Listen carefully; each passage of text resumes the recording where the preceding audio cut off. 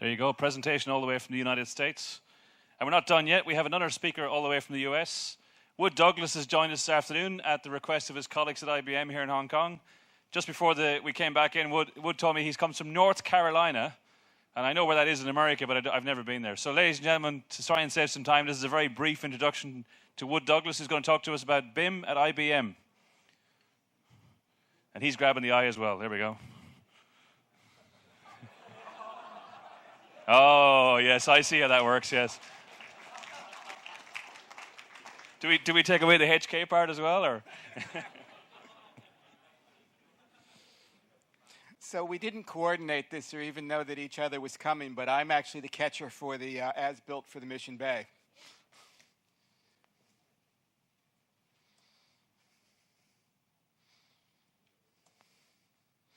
So all joking aside, what's IBM doing at a BIM conference?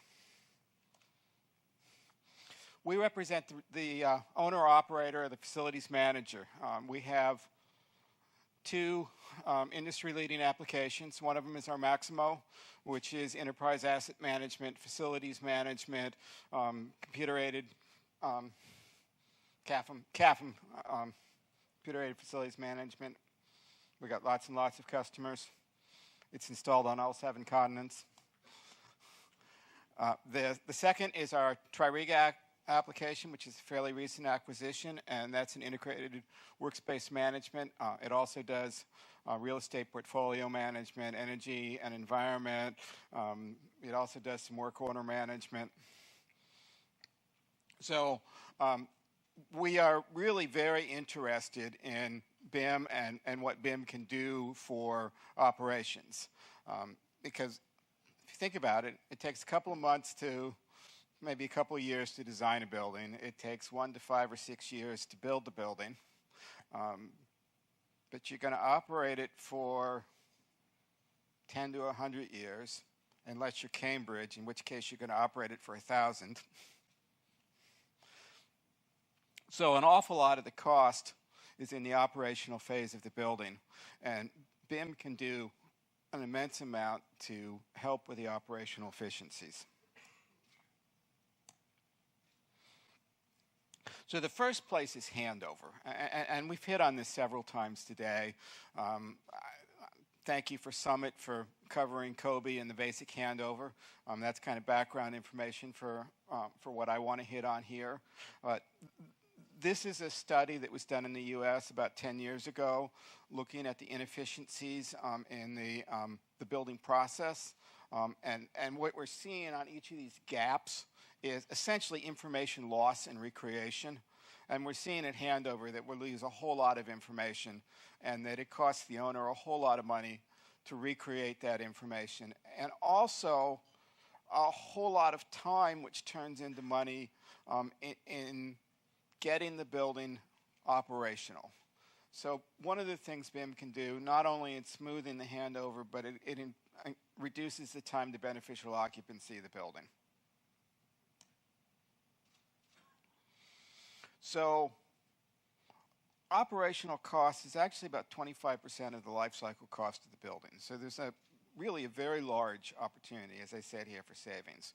So one of our customers just did kind of a straw man survey of their facilities management and work crews on how much cost they could save if they had all of the information they needed available to execute a work order at the time that the work order was dispatched. And the number actually was fairly large. And BIM becomes the solution to that. Okay. So this is a facilities or operational view of BIM Lifecycle. And there's probably a whole lot different lifecycle view of BIM than what most of you guys are used to. So there's a number of things that I want to highlight on this. First of all, the amount of it that's on the operational side.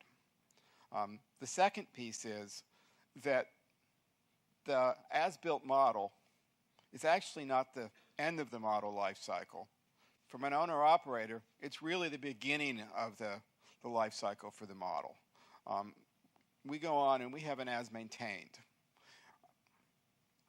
The next thing that we want to see is that it's a federated model. There's a whole lot of different operational systems that the owner's going to use.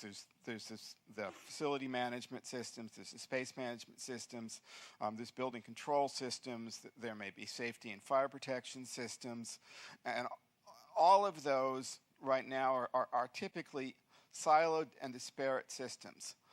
BIM becomes an enabler for all of those systems to integrate and cooperate. The next thing that we want to see is that all of that real-time operational data feeds back into the capital planning process.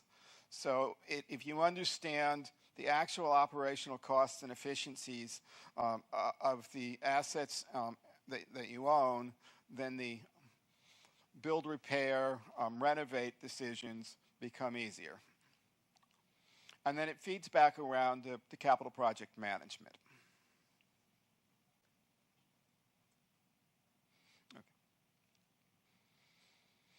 So does this look like a lot of you guys' data flow for handover?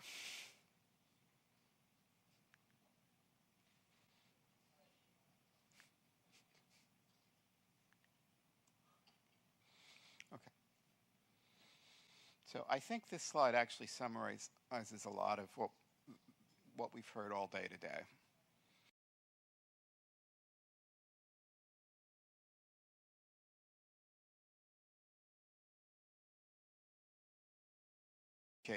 Across all of the stakeholders.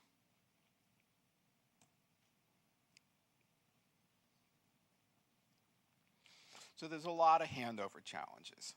And the first thing that we want to look at here is that for handover to be successful, the operator or the facilities manager really should be involved in the beginning of the process.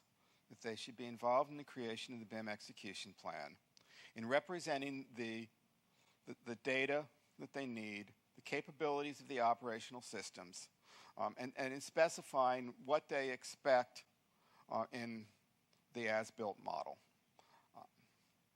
My experience has been that they don't have a clue right now, that they get what they get. I've had more than one customers say, well, here's the Navisworks clash detection model. That's what we were given as built. Can you do anything with it?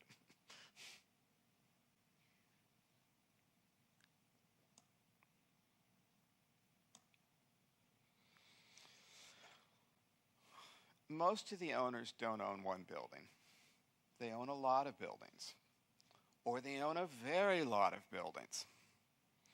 So this particular example is from a major U.S. university who owns 1,800 buildings over 2,000 square feet.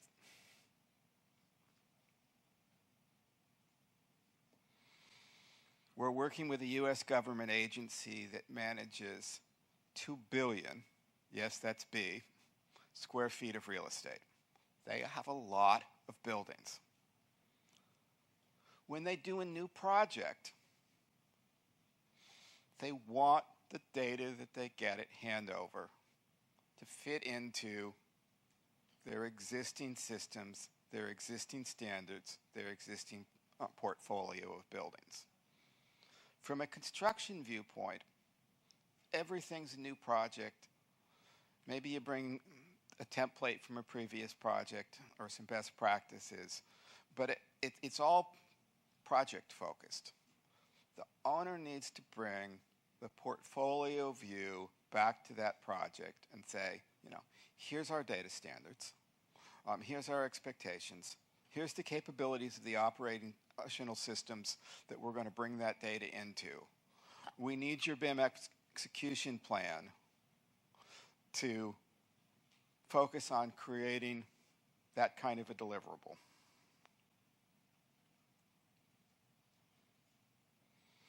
Okay. So this slide is actually going to be kind of amusing. The current handover, the problem is getting the data, getting enough data. As we saw in the gap, we often have customers that are doing walkthrough surveys after completion. They're doing manual data entry. You get something that's looking sort of like that. With BIM, the COBie toolkit that we talked about earlier today, I get everything. I get every duplex outlet. I get every switch. The owner now gets overwhelmed with data, and a lot of them aren't prepared for that. So we need something like that. So the owner needs to think about not what can I afford to have, but what don't I want? What's clutter? And what is actually going to support my operations? And again, communicate that back into the BIM execution plan so that the right data is delivered.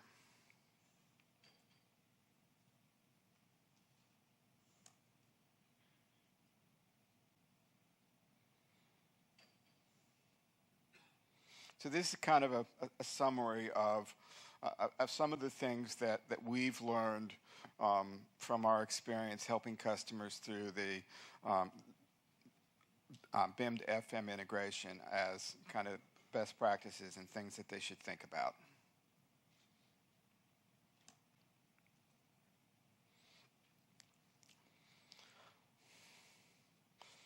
The next thing to think about here is that the whole relationship between owner and construction company and engineering company can change with BIM. That handover doesn't have to be a point-in-time event where the data is thrown over a wall. It can become a collaborative process that the owner can get involved in and start receiving data as early as 100% design. So we had one of our customers do an analysis of the data that they were using for their operational systems and when it became available. And they found that 50% of the data is actually available from the design model. And if you do your first model handover and import into your operational systems at 100% design, I've now created a common language because I put the information into the owner system in a format that they can understand. And I can start to have discussions even before I've broken ground about how I'm going to operate this building, what I need, what's happening.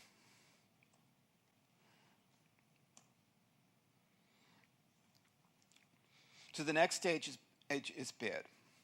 And that's where the product data comes into play. And the real product selection is both something that the owner may have some strong opinions about from previous operational experience and is going to affect how they operate the building. It's going to affect what spares they order. It's going to affect what procedures they need to be trained on, what expertise they need to have on staff. So again, doing another data exchange at this point allows the owner to do what one of my customers coined as virtually operating the facility before they ever take possession.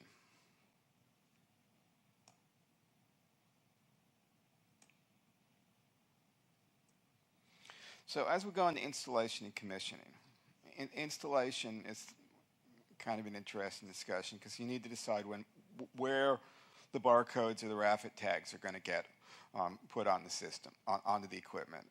And our experience is really the earlier the better, because as soon as you can start tracking that equipment and you can start tracking it in the owner's system in the way they're going to think about it, the more history they're going to have about that. Commissioning.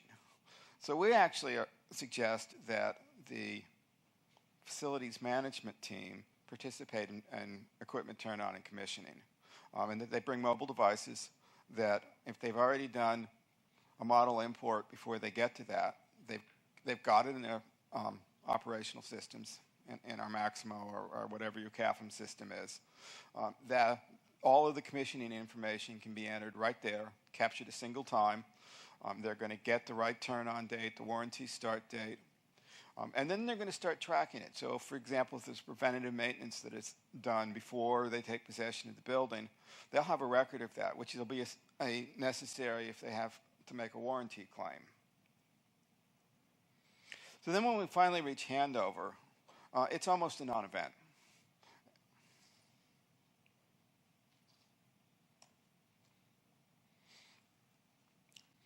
So I've referred to products a couple of times before.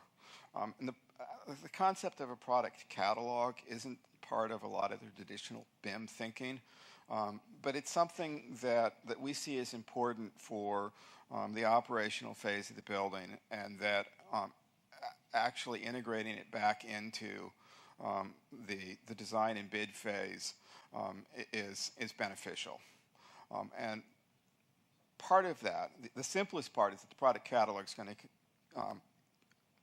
collect all of the vendor information about that product, the maintenance manuals, the maintenance procedures, the warranty contracts. But more importantly, it's going to collect the operational data about that product. And remember, we're often talking about a large portfolio of buildings. So there may be many, many instances of that installed across the buildings.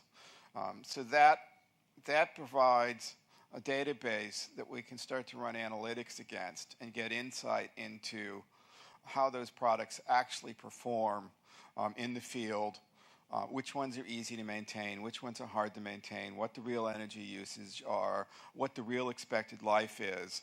And then it's driven back into the design bid and also the repair replace decisions. So what we're looking for is a process flow that looks a lot more like this than my earlier slide, where everything flows continually. We're showing COBE as the interchange standard, and we're showing that it spreads out into all of the operating systems. There's the product catalog provides a centralized view into the portfolio of buildings and products. You've got the mobile and the field data. Okay, so hopefully I'm not keeping you too long from your drinks.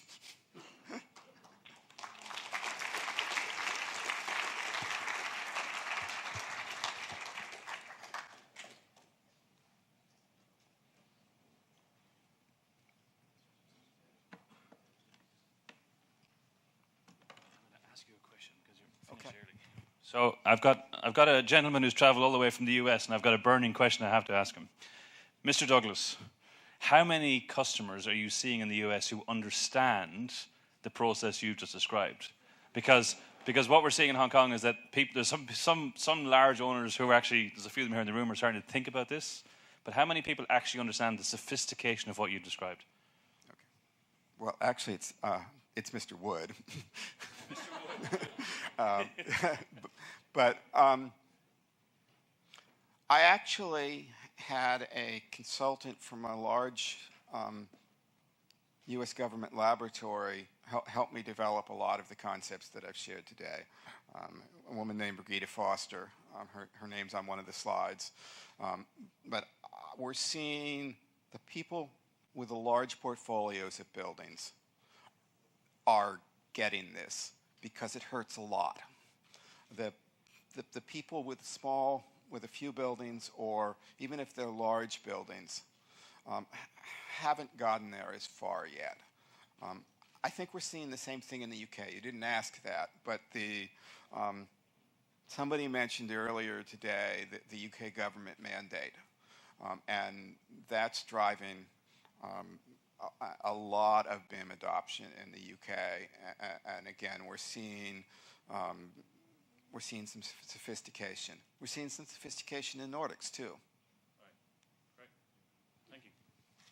And I apologize for getting your name wrong. This is something that happens in Hong Kong quite frequently. They mix up the first name and the surname. So people very often call me Colin. So so we're in the same plane. Thank you very much. Ladies and gentlemen, it gives me great pleasure to introduce my Vice President or Vice Chairman, Mr. David Fung. He's got a bit of a cold today, so he's going to struggle through a presentation, and he's going to get it done in less than 10 minutes. David Fung. Okay, Ronan, you got to help me. I got to help you.